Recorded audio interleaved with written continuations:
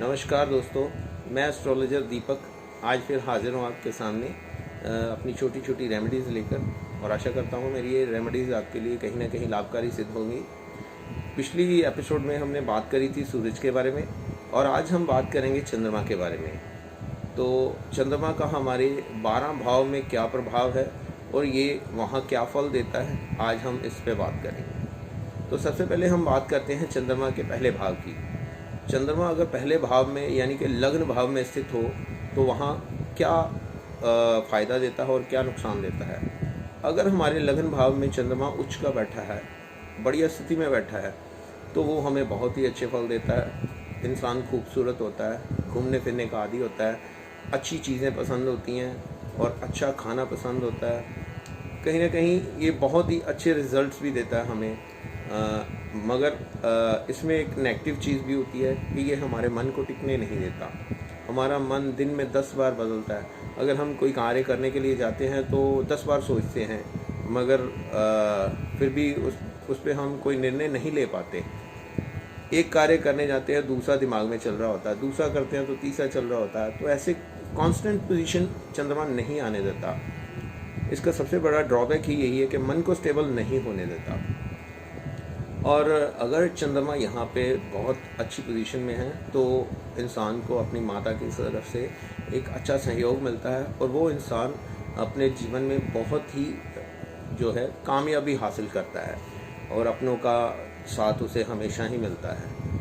अपने लग्न में चंद्रमा को सही रखने के लिए आपको चांदी धारण करनी चाहिए। या तो आप गले में चेन डालिए या हाथ में चांदी का 40 ग्राम का कड़ा डालिए।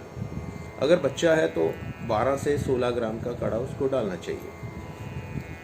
दूसरे भाव में चंद्रमा, दूसरे भाव में जो चंद्रमा है वो हमारी वाणी का कारक, यानी कि हमारी वाणी को बहुत अच्छा बनाता है, सौम्य बनाता है और हमें काफ़ी इज्जत समाज से मिलती है। 4 लोगों में हमारी इज्जत भी होती है। अगर वहाँ पे चंद्रमा हमारा अच्छा है तो हमारे घर कुटुंब सभी लोग हमें प्यार करते हैं और इज्जत देते हैं। अगर यहाँ पे चंद्रमा पीड़ित है तो हमारी वाणी ख़राब कर देगा और हमें इज्जत जो मिलनी है उसमें कमी ला देगा। कहीं ना कहीं दूसरे भाव में जो चंद्रमा होता है वो इंसान बिजनेस करता है, नौकरी की तरफ उसका ध्यान नहीं जाता और अच्छे पैसे कमा लेता है, ज़्यादा एफर्ट्स भी नहीं करने पड़ते। वो अगर पानी से रिलेटेड कोई काम करता है तो उसको उसमें अच्छा फ़ायदा होता है। दूसरे भाव में चंद्रमा का उपाय ये है कि हमें धर्म स्थल पर दूध का दान करना चाहिए। या शिव मंदिर में आप जाकर दूध चढ़ा सकते हैं, उसके अंदर काले तिल डाल लें और जौ डाल लें तो और भी उत्तम हो जाएगा। अब चलते हैं हम तीसरे भाव में। तीसरे भाव में चंद्रमा बहुत ही अच्छा होता है। तीसरे भाव में चंद्रमा का होना इंसान को भ्रमण करवाता है, एक जगह से दूसरी जगह लेके जाता है। बिजनेस के सिलसिले में, नौकरी के सिलसिले में वो इंसान ट्रैवल करता है और कहीं ना कहीं विदेश सेटलमेंट के लिए भी ये बहुत ही अच्छा साबित होता है। अगर आपके कुंडली में राहु की और शनि की प्लेसमेंट अच्छी है तो ये आपको विदेश में सेटल होने के लिए काफ़ी मददगार सिद्ध होता है। तीसरे भाव का जो चंद्र है वो हमें फैसले लेने में भी काफ़ी सक्षम बनाता है और यहाँ पे हमारे मन को ये डोलने नहीं देता है। अगर यहाँ पे चंद्र पीड़ित है तो उसके लिए हमें जो रेमेडीज़ करनी चाहिए, हमें शिव मंदिर में जाकर कच्चे दूध में शहद डालकर भगवान शंकर को चढ़ाना चाहिए। इससे चंद्रमा जो है अच्छी पोजीशन में आ जाएगा और आपके जो नेगेटिव फल हैं वो पॉजिटिव होते हुए कहीं ना कहीं नज़र आएंगे। और एक बात का ध्यान रखिए कि जो इंसान जिसका चंद्रमा 3rd हाउस में बैठा हुआ है और ख़राब है, उसको पानी वेस्ट नहीं करना चाहिए। उसको पानी बिल्कुल भी वेस्ट नहीं करना चाहिए। नहाते समय तो खासकर उसको ध्यान रखना चाहिए कि कहीं पानी तो नहीं वेस्ट हो रहा। वो उतना ही पानी यूज़ करे जितना नहाने के लिए उसको चाहिए। अब चलते हैं हम 4th भाव पे। 4th भाव में चंद्रमा बहुत ही बढ़िया होता है। माता के घर में ये चंद्रमा का होना कहीं ना कहीं माता की ब्लेसिंग से इंसान बहुत तरक्की करता है। हर तरह के वाहन सुख और घर का सुख उसे मिलता ही मिलता है। यारों दोस्तों मित्रों से सबसे सहयोग मिलता है और यहाँ पे चंद्रमा की एक अगर स्थिति अच्छी नहीं है तो ये कहीं ना कहीं माता के स्वास्थ्य को हिट करता है, माता का स्वास्थ्य खराब करता है। तो यहाँ पर अगर आपका चंद्र जो है ख़राब चल रहा है तो आपको किसी धार्मिक स्थल पर दूध का दान करें या किसी गरीब बच्चे को दूध पिलाएं। ऐसा करने से चंद्रमा की जो स्थिति है वो आपकी लाइफ में कहीं ना कहीं अच्छी हो जाएगी। चौथे भाव में चंद्रमा का एक और बहुत बढ़िया उपाय मैं आपको बताने जा रहा हूँ कि जो कभी मतलब ऐसा नहीं है कि वो काम ना करे, हमेशा वो काम करेगा।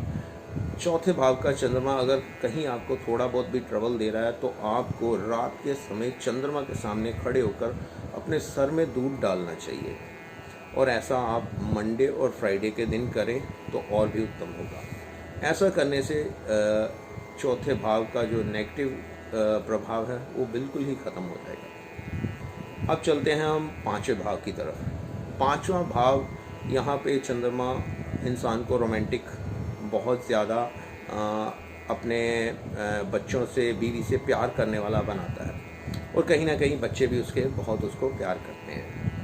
और यहाँ पे अगर चंद्रमा पीड़ित हो या किसी से राहु या केतु से ग्रसित हो तो यहाँ पे वो नेगेटिव प्रभाव भी देता है। और अगर चंद्रमा पंचम वाले का पहली औलाद जो है वो लड़की हो तो वो और भी भाग्यशाली होता है, उसके भाग्य में चार चांद लग जाते हैं। अगर यहाँ पे चंद्रमा आपका नीच का है तो वो वाणी को ख़राब करेगा, आपकी वाणी इतनी ख़राब हो जाएगी कि आप परिवार वालों को भी अपनी वाणी से हमेशा ही तंग करेंगे। चाहे आपकी फैमिली में कोई बड़ा है कोई छोटा है, आप कोई भी लिहाज नहीं करेंगे, आप मुंह पे ऐसे ही उसकी बेइज्जती भी कर देंगे, उसको बड़ा बुरा बोल सकते हैं। इसलिए पंचम चंद्रमा अगर नीच का है तो वहाँ पे इसका इलाज ज़रूर होना चाहिए। उसके लिए आपको क्या करना चाहिए, भगवान शिव के मंदिर में गुड़ और दूध का दान करना चाहिए, और हो सके तो भगवान शंकर के मंदिर की साफ़ सफाई करनी चाहिए। ऐसा करने से पंचम चंद्रमा जो पीड़ित है वो कहीं ना कहीं अच्छा हो जाता है। और वहाँ बैठकर, शिव मंदिर में बैठकर हनुमान जी का ध्यान करें तो चंद्रमा और भी अच्छा हो जाएगा। छठे भाव में चंद्रमा, छठे भाव में चंद्रमा की पोजीशन कुछ अच्छी नहीं होती है, कुछ क्या बिल्कुल भी अच्छी नहीं होती, क्योंकि ऐसे लोग जन्म से ही कुछ ना कुछ कोई रोग, किसी बीमारी से पीड़ित होते हैं। और ये सब कुछ होते हुए भी जैसे इंसान के पास कुछ नहीं होता, ये वैसी स्थिति पैदा कर देता है। और कई बार तो क्या होता है कि इंसान के पास सब कुछ होता है और वो इंसान हर टाइम यही सोचता रहता है कि ये मुझसे छिन ना जाए, ये मुझसे छिन ना जाए। ये चीज़ हमेशा मन में लगी रहती है। और जो भी काम करता है, अगर इंसान अपने काम पर अपनी लेबर को ज़्यादा तंग करेगा तो वो इसमें लॉस खाएगा ही खाएगा। छठे भाव के चंद्रमा में लेबर का ख़ास ख्याल रखना चाहिए, उसको लेबर को जो है पूरा परिश्रम देना चाहिए, उसका हक नहीं रखना चाहिए और लेबर के साथ दुर्व्यवहार नहीं करना चाहिए। ऐसा करने से चंद्रमा के जो पॉजिटिव पॉइंट्स हैं वो आपको मिलेंगे और जो नेगेटिव पॉइंट्स हैं वो ख़त्म हो जाएंगे। सप्तम भाव में चंद्रमा, सप्तम भाव में चंद्रमा जो है उसकी प्लेसमेंट बहुत ही अच्छी मानी गई है। सप्तम भाव में चंद्रमा कहीं ना कहीं जो इंसान पैदा होता है उससे काफ़ी आगे लेके जाता अपने आप को, और ये विदेश में भी सेटलमेंट करवाता है और अच्छी ग्रोथ इंसान को देता है। सप्तम चंद्रमा अगर पीड़ित है तो यहाँ पर ये बदनामी भी देता है, कहीं ना कहीं बिजनेस पार्टनर से लॉस देता है, अपनी स्त्री से भी लॉस देता है, स्त्री से मतलब मनमुटाव रहता है। अगर चंद्रमा यहाँ पे अच्छा है तो हर तरफ से विजय ही पाएगा। और सप्तमें भाव में चंद्रमा इंसान को बहुत सा धन देता है जो आज की जीवन में बहुत नीड होती है जिसकी, तो कहीं ना कहीं सप्तम भाव में चंद्रमा अच्छा ही होता है। अगर यहाँ पे दूषित है चंद्रमा आपका या राहु या केतु से ग्रसित हैं तो आप भगवान शंकर की शरण में जाएं, वहाँ जाने से आपके सारे कष्टों का निवारण हो जाएगा। और वहाँ जाकर आप दूध में शहद मिलाकर चढ़ाएं या गुड़ का दान करें तो ये बहुत ही अच्छे रिजल्ट्स आपको देगा। अष्टम भाव में चंद्रमा, अष्टम भाव में चंद्रमा बहुत ही बुरे रिजल्ट देता है। यहाँ पे ये बीमार तो इंसान को करता ही है, और साथ में अगर किसी लड़की के अष्टम भाव में ये चंद्रमा है तो ये उसके कैरेक्टर के लिए बहुत ही ख़राब साबित होता है। और अगर लड़के के भाव में, अष्टम भाव में चंद्रमा दूषित है तो वहाँ पर वो लड़का घर वालों के अगेंस्ट अपनी मैरिज जो है वो करता है। मतलब जो चीज़ें घर वालों को पसंद नहीं है वो उसके अगेंस्ट ही जाता है। और वहीं लड़की की भी कुछ पोजीशन ऐसी ही होती है कि अगर चंद्रमा उसका ख़राब है तो वो घर वालों के अगेंस्ट जाकर ही मैरिज करेगी। आप चाहे जितना भी मर्ज़ी ज़ोर लगा लो, चाहे उसको भागना पड़े तो वो भाग के भी शादी कर लेंगे। और ऐसे चंद्रमा का एक ही इलाज किया जा सकता है। अगर आपको पता चले कि आपके बेटे या बेटी का चंद्रमा जो है दूषित है, कहीं ना कहीं अष्टम भाव में है और वो उसको ख़राब कर रहा है, तो आप उसके नहाने वाले पानी में कच्चा दूध मिलाना शुरू कर दें। इससे उनको बहुत ही फ़ायदा होगा। और उनको चांदी की चेन ज़रूर धारण करवाएं। ऐसा करने से भी काफ़ी जो चंद्रमा है वो सही पोजीशन में आ जाएगा। नौवें भाव में चंद्रमा, नौवें भाव में चंद्रमा बहुत ही अच्छा और बहुत ही मतलब गॉड गिफ्ट देने वाला होता है। अगर इंसान धर्मी कर्मी है, यहाँ पे चंद्रमा बहुत ही अच्छे फल देगा, बहुत सारी खुशियाँ देगा, हर तरह से परिवार भी साथ होगा और पैसा भी बहुत मिलेगा। विदेश में सेटलमेंट भी हो सकती है और लड़कियों का सहयोग कुछ ज़्यादा मिलता है नौवें भाव में चंद्रमा होने से। और अगर नौवें भाव में चंद्रमा कहीं पीड़ित है, यहाँ किसी माफ़ कीजिएगा किसी दूषित ग्रह से दृष्टिगोचर है, तो नौवें भाव में अगर चंद्रमा आपका ख़राब है तो आपको रेगुलर मंदिर जाना चाहिए। हर रोज़ मंदिर जाना चाहिए। मंदिर जाकर और वहाँ पर साफ़ सफाई कीजिए। हो सके तो झाड़ू पोछा ज़रूर कीजिए। ऐसा करने से आपका नौवें भाव का जो चंद्रमा है वो काफ़ी अच्छा हो जाएगा और उसके जो दुष्प्रभाव हैं अपने आप कम हो जाएंगे। इसके अलावा आप हर रोज़ नौवें चंद्र वाले अपनी माता के चंद्र को स्पर्श करें और माता को हमेशा खुश रखें। अगर आपके माता जी खुश हैं तो आपका चंद्रमा और भी अच्छा हो जाएगा। 10वें भाव में चंद्रमा 10वें भाव में चंद्रमा की प्लेसमेंट बहुत ही अच्छी गिनी गई है। और यहाँ पे जो इंसान अगर पानी से जुड़ा हुआ कोई व्यवसाय करता है तो उसमें उसको काफ़ी लाभ मिलता है। उसका जो सर्कल होता है काफ़ी अच्छा होता है 10वें भाव में चंद्रमा होने से। अगर चंद्रमा 10वें भाव में पीड़ित है और राहु केतु से या ग्रसित है या शनि से ग्रसित हैं या शनि के साथ युति बना के बैठे हैं, तो यहाँ पर ये बहुत ही बुरे प्रभाव भी दे सकता है। क्योंकि शनि के साथ चंद्रमा की जो युति है वो कहीं ना कहीं सही नहीं मानी गई। राहु के साथ तो ये मन को भी बहुत पीड़ित करता है और अगर शनि के साथ आ जाए तो व्यवसाय में बहुत सारी हानि भी देता है। अगर केतु के साथ चंद्रमा आ जाए तो इंसान की इच्छाएं बहुत प्रबल होती हैं। वो इच्छाओं में इतना ज़्यादा आगे अपने आप को कर देता है कि बैठे बैठे हवा महल बना लेता है। 10वें भाव में अगर चंद्रमा केतु के साथ है तो, बट उनमें से सिर्फ 30% ही उसकी विशेष जो है पूरी हो पाती हैं। ऐसे में आपको क्या करना चाहिए कि एक मोर पंख अपने पास रखना चाहिए और जब भी वो मोर पंख आप शिव मंदिर जाएं, वहाँ पे भगवान शंकर को स्पर्श करके वो मोर पंख जो है अपने पर्स में या ऊपर वाली पॉकेट में उसको आप रख सकते हैं। ऐसा करने से आपको बहुत ही पॉजिटिविटी मिलेगी और आपका जो चंद्र है वो बुरे प्रभाव जो है चंद्रमा के ख़त्म हो जाएंगे। 11वें भाव में चंद्रमा 11वें भाव में चंद्रमा बहुत ही अच्छी पोजीशन में माना गया है। यहाँ पर ये ऐश्वर्य और पैसा और घूमना फिरना सब कुछ इंसान को देता है। फ्रेंड सर्कल भी अच्छा होता है, मित्र सहयोगी होते हैं, सब सहयोग देने वाले होते हैं। और यहाँ पे अगर चंद्रमा ग्रसित है या बुरे दुष्प्रभाव दे रहा है तो उसके लिए हमें क्या करना चाहिए कि पूर्णमासी वाले दिन घर पे एक खीर बनाइए। खीर बनाकर उसको ऊपर से थोड़ा सा किसी ऐसे कपड़े से ढके कि उसमें चंद्रमा की रोशनी पड़नी चाहिए, और उसको चंद्रमा की रोशनी में रखिए और अगले दिन वो आप खाइए। ऐसा करने से 11वें भाव में जो चंद्रमा है उसका जो प्रभाव, नेगेटिव प्रभाव है, वो ख़त्म हो जाएगा। इसके साथ ही साथ अगर आप चांदी को भी धारण करते हैं तो उससे भी कहीं ना कहीं ये चंद्रमा का नेगेटिव प्रभाव ख़त्म हो जाएगा। इसके अलावा आप अगर भगवान शंकर के मंदिर में जाते हैं, वहाँ पर जाकर अगर आप गणपति जी के आगे आटे का दीपक जलाते हैं तो भी आपका 11वें भाव का जो चंद्रमा है वो कहीं ना कहीं अच्छे फल देने लगेगा।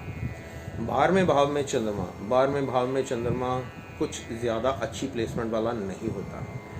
12वें भाव में चंद्रमा के 60% जो होते हैं वो नेगेटिव प्रभाव होते हैं और 40% पॉजिटिव होते हैं।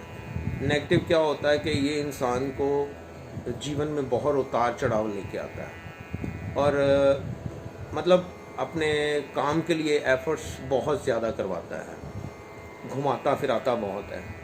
जितना घूमता है इंसान उतना ज़्यादा पैसा अर्जित करता है, बट कहीं ना कहीं 100 का 70 पैसे 60 पैसे ही फल दे पाता है, 40 पैसे जो है वो उसमें से निकाल लेता है। 12वें भाव में चंद्रमा अगर राहु के साथ पीड़ित है तो इंसान कहीं ना कहीं एंजाइटी, अंधेरा, ऊंचाई से बहुत डरता है। उसे हर समय कोई ना कोई डर सताए रहता है, मन में किसी न किसी चीज़ का डर लगा रहता है। अगर ऐसी पोजीशन में आपका राहु और चंद्र हैं तो आपको हमेशा से आपके पास मोर पंख होना ज़रूरी है। आप अपने रूम में भी एक मोर पंख की जो पंखा होता है उसको ज़रूर रखें, इससे आपको बहुत फ़ायदा मिलेगा। अगर 12वें भाव में चंद्रमा केतु के साथ है तो वहाँ पर भी ये आपको काफ़ी नुकसान देता है, क्योंकि उसमें आपके जो बाकी के ग्रह हैं वो चाहे आपको बहुत सा धन दे, मगर कहीं ना कहीं चंद्रमा जो केतु के साथ आएगा तो आपके धन का नाश अवश्य ही करेगा, कोई ना कोई नुकसान आपको लाइफ में ज़रूर देगा। और आपकी इच्छाएं तो हमेशा से प्रबल जो रहती हैं उनको पूरा तो करेगा, बट इतना ज़्यादा नहीं कि जितना इंसान ने सोच रखा होता है। 12वें भाव में अगर चंद्रमा पीड़ित है तो ये इसका पॉजिटिव पॉइंट जो हैं वो माफ़ कीजिएगा, अगर 12वें भाव में चंद्रमा अच्छी स्थिति में है, उच्च का चंद्रमा वृक्ष राशि में बैठा हुआ है, तो ऐसे इंसान को एक प्लस पॉइंट बहुत ही चंद्रमा का मिलता है कि वो इंसान किसी भी बीमारी में अगर होता है तो वो उससे बहुत जल्दी निकल जाता है। ये सबसे बड़ा प्लस पॉइंट है चंद्रमा का कि वो इंसान बीमारी को ज़्यादा देर तक अपने पास नहीं रख पाता, बीमारी उसे जल्दी छोड़ देती है। और अगर चंद्रमा वहाँ ख़राब है तो इंसान को बीमारी इतनी ज़बरदस्त लगती है कि वो छूट नहीं पाती है। तो 12वें भाव के चंद्रमा के लिए सबसे ज़रूरी इलाज ये है कि हर रोज़ शिव मंदिर में जाएं। शिव मंदिर में हो सके तो नंगे पाँव जाएं और नंगे पाँव ही वापस आएं, और हो सके तो उनकी परिक्रमा 3 बार ज़रूर करें, और वहाँ पर बैठकर अपना मुंह साउथ की तरफ करके, दक्षिण की तरफ करके भगवान बजरंग बली का ध्यान करें। बजरंग बाण का पाठ 3 बार या 7 बार करें तो आपको 12वें भाव में चंद्रमा का जो नेगेटिव प्रभाव है बिल्कुल भी आपको तंग नहीं करेगा, वो बिल्कुल ख़त्म हो जाएगा। जितना आप शिव मंदिर में बैठकर हनुमान जी का ध्यान करेंगे वो चंद्रमा उतना ही आपका अच्छा होता जाएगा। तो दोस्तों, ये थी हमारे 12 भाव में चंद्रमा की पोजीशन और उसकी रेमेडीज़। आशा करता हूँ कि आपको मेरी आज की जो वीडियो है पसंद आई होगी। अगर आपको मेरी वीडियो पसंद आई है तो प्लीज़ उसे लाइक, शेयर और सब्सक्राइब ज़रूर करें, ताकि मैं हर रोज़ आपके लिए कोई ना कोई नई वीडियो लेके आता रहूँ और आपको छोटे छोटे उपायों से जो है लाभ मिलता रहे। धन्यवाद, नमस्कार।